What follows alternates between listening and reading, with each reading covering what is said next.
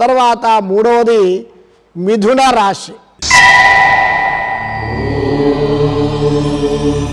అంటే మృగశిర నక్షత్రంలో 2 పాదాలు, ఆరుద్ర నక్షత్రంలో 4 పాదాలు, పునర్సు నక్షత్రంలో ఆ యొక్క 3 పాదాలు కలిపితే మనకి మిథున రాశి అవుతూ ఉంటుంది.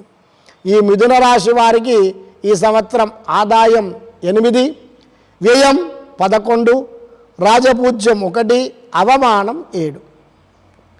ఈ సంవత్సరం వీరికి 1వ స్థానంలో 2వ స్థానంలో గురువు సంచారం వల్ల మొదటి భాగంలో వీరికి కొద్దిగా ఇబ్బందులు ఏర్పడేటువంటి అవకాశం ఉంటుంది మొదటి 4 మాసాలు. తర్వాత 2వ స్థానంలోకి గురువు సంచారం చేయడం వల్ల అప్పుడు వీరికి మంచి శుభ ఫలితాలు కలుగుతూ ఉంటాయి. వీరు చేసేటువంటి వృత్తులలో కొన్ని చిక్కులు చికాకులు ఏర్పడ్డా కూడా వీరు చక్కగా వీరి తెలివి చేత వాటిని చాకచక్యంగా చేసుకుంటూ ముందడికి వెళ్ళేటువంటి అవకాశం ఉంటుంది.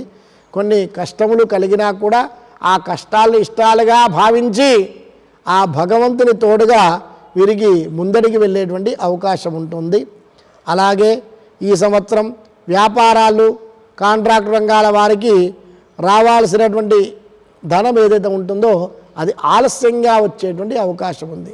ఎందుకంటే శని 9వ స్థానంలో ఉన్నాడు, రాహు 3వ స్థానంలో ఉన్నాడు. అలాగే కేతు సంచారం వల్ల వీరికి కొద్దిగా ఇబ్బందులు ఏర్పడేటువంటి అవకాశం ఉంటుంది.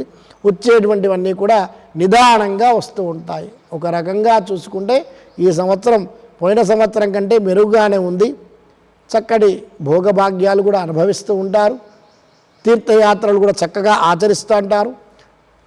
తలబెట్టినటువంటి కార్యక్రమాలు కూడా ఆటంకాలు కలిగినా చివరి సమయంలో వాటిని చక్కగా నెరవేర్చుకునేటువంటి అవకాశం వీరికి ఉంటుంది.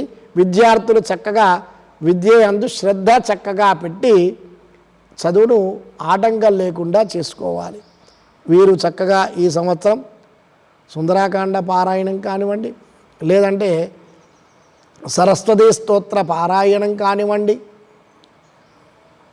శివుడికి సంబంధించినటువంటి ఆ యొక్క లింగాష్టకం కానీ ప్రతిరోజు పఠించడం వల్ల వీరికి ఆ యొక్క గ్రహ బాధలు కొద్దిగా తొలగిపోయి చక్కగా అనుకూలం జరిగేటువంటి అవకాశం వీరికి మిథున రాశి వారికి ఈ సంవత్సరం ఉంటుంది.